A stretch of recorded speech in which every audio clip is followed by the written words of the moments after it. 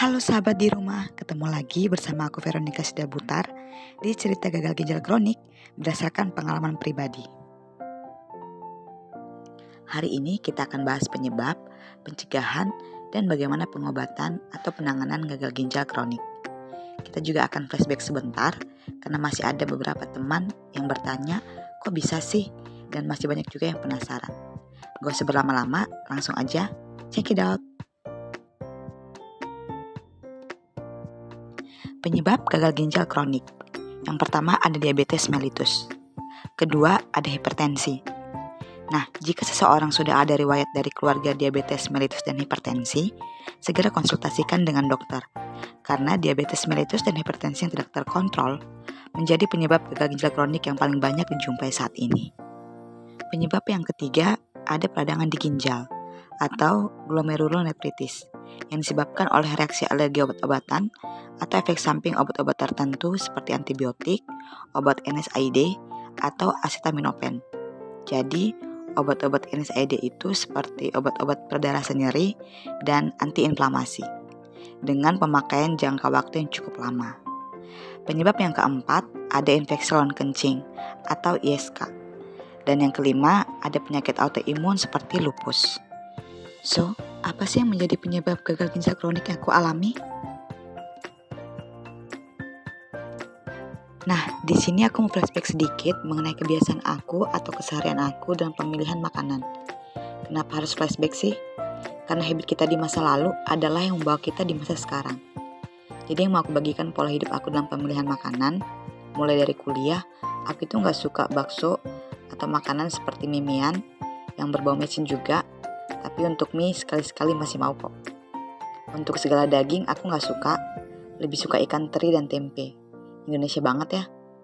Porsi makanku sedikit, dan untuk minuman aku gak suka minuman botol, karena aku ngebayangin banyaknya gula yang terkandung dalam minuman botol. Tapi sekali-sekali kalau lagi terik matahari boleh lah ya kan, apalagi kalau dingin.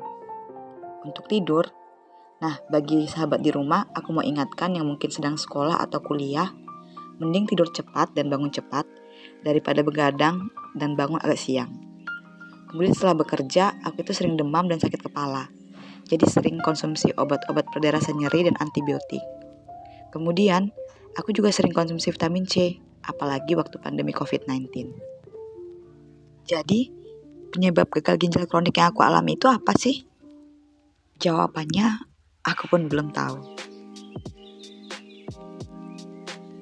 Tapi pertanyaan dokter yang menginterogasi apakah ada alergi obat-obat yang dikonsumsi, jenis apa aja, dan berapa banyak, kemudian vitamin C yang aku konsumsi berapa banyak, membuat aku berasumsi dan menarik kesimpulan sendiri, mungkin adanya kaitan obat-obatan yang aku konsumsi, juga vitamin C yang aku konsumsi, dengan gagal ginjal kronik yang aku alami. Jadi poin di sini aku mengingatkan sahabat di rumah, berhati-hatilah mengkonsumsi segala jenis obat-obatan, minuman kolagen, dan sejenisnya. Next, karena gagal ginjal kronikku belum diketahui penyebabnya, dokter aku yang kedua menyarankan biopsi.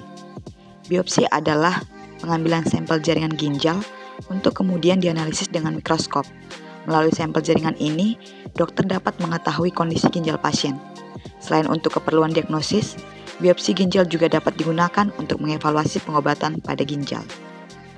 Oh iya, di sini flashback lagi. Jadi setelah aku didiagnosa gagal ginjal kronik di rumah sakit A, aku banding ke rumah sakit B dengan dokter yang berbeda, berharap hasilnya beda. Ternyata hasilnya sama. Nama rumah sakit dan dokter sengaja aku samarkan ya. Kemudian ada satu dokter rekomendasi lagi. Tapi sebelum aku jumpa dokter tersebut, aku udah masuk rumah sakit C. Dan di rumah sakit C ini, aku ketemu dokter rekomendasi tersebut. Dan hasilnya sama, gagal ginjal kronik. Tapi setidaknya aku lebih cocok sih dengan dokter yang di rumah sakit C. Yang mau nanya lebih lanjut mengenai rumah sakit dan dokternya, boleh komen di bawah ya. Hari demi hari aku jalani. Aku cek darah dan konsultasi ke dokter 1 kali 1 minggu. Dan yang tahu kondisiku hanya teman-teman kantor, 2-3 orang teman dekat, dan keluarga. Ada 1 orang kakak rohani yang baru aku kenal, yang benar-benar aku yakin beliau juga berdoa untuk aku. Dan berbagi kalau teman satu kantornya ada yang sama seperti aku divonis gagal ginjal kronik. Singkat cerita, aku ditawarin obat herbal. Bagi sahabat di rumah yang mau tanya-tanya mengenai obat herbal, boleh komen di bawah atau DM. Asal kalian tahu, penyakit boleh sama, tapi respon tubuh berbeda-beda, karena dipengaruhi oleh gen yang berbeda. Teman kakak rohaniku itu bisa perlahan membaik dengan mengkonsumsi obat tradisional tersebut. Sementara aku sempat memberikan respon yang baik dengan kreatinin dan ureum yang turun setelah mengkonsumsinya selama 2 minggu. Kemudian, cek darah dan konsul aku lakukan di bulan kedua. Berharap semakin membaik. Ternyata sebaliknya, kreatinin dan ureumku semakin naik dibarengi dengan HB yang turun. Kemudian dokterku coba pelan-pelan bujuk untuk pasang Simino. Simino atau arteriovenous fistula adalah operasi kecil untuk menghubungkan salah satu pembuluh darah arteri dengan pembuluh darah vena. Prosedur ini bertujuan untuk membuat akses pembuluh darah guna keperluan cuci darah. Oke, sampai di situ dulu. Untuk pencegahannya gimana? Untuk pencegahannya mudah kok, tapi nggak semudah mengatakan dalam pengaplikasiannya. Apalagi bagi teman-teman yang sudah terbiasa hidup serba instan. Untuk mencegah gagal ginjal kronik, yang pertama, makan makanan yang sehat dan gizi yang berimbang. Jadi bagi teman-teman yang suka makan junk food, boleh dikurangi ya. Kedua, olahraga yang teratur. Ketiga, tidak merokok. Keempat, tidak minum minuman yang beralkohol. Yang kelima, tidak menahan kencing. Karena menahan kencing dapat meningkatkan risiko infeksi saluran kencing. Infeksi saluran kencing berulang inilah dapat mengganggu fungsi ginjal. Yang keenam, minum yang cukup 1-2 liter per hari. Nah, itu tadi penyebab, pencegahan, dan sedikit flashback mengenai kebiasaan pemilihan pola makan aku. Sekarang, bagaimana pengobatan dan penanganan gagal ginjal kronik?